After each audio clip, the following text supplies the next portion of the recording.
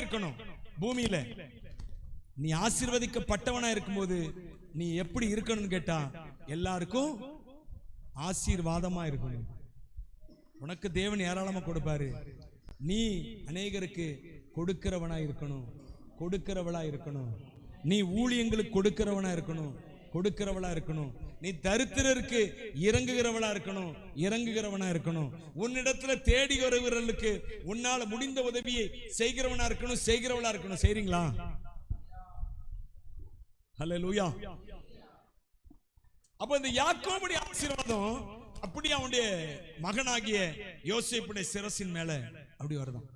பாருங்க, ஒவ்வொருத்தருக்கும் ஒவ்வொரு ஆசீர்வாதத்தை கொடுத்தான். ஆனா யோசேப்புக்கு மட்டும் உன் தகப்பனுடைய விசேஷித்த ஆசீர்வாதங்கள் உன் மேல வருது அப்படிங்கிறான். ஹல்லேலூயா. அந்த நித்திய பரலோக எங்க வருது? சகோதரரில் விசேஷித்தவன் அவன். யோசேப்பு சகோதரர்ல விசேஷித்தவன். இந்த விசேஷித்தவன் என்கிற வார்த்தை இது அவனுடைய கிரியைகளினால.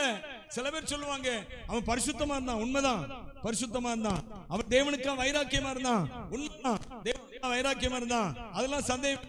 ஆனால் இந்த விசேஷித்தவன் என்ற வார்த்தை எப்பவே அவனுக்கு உண்டாயிட்டு தெரியுமா? அவன் பிறக்கும் போதே உண்டாயிட்டு. ஏன்னா அவன் சிறுவயது முதலே அவன் சொப்பனக்காரனா இருந்தான். யார் கொடுக்கறங்க சொல்லுங்க? யார் கொடுக்கிறது? 12 பிள்ளைகளும் ஒண்ணு போல 13 சொல்ல போனா தீனாள் அவளும் ஒரு பிள்ளை சேர்த்தா 13 பிள்ளைங்க.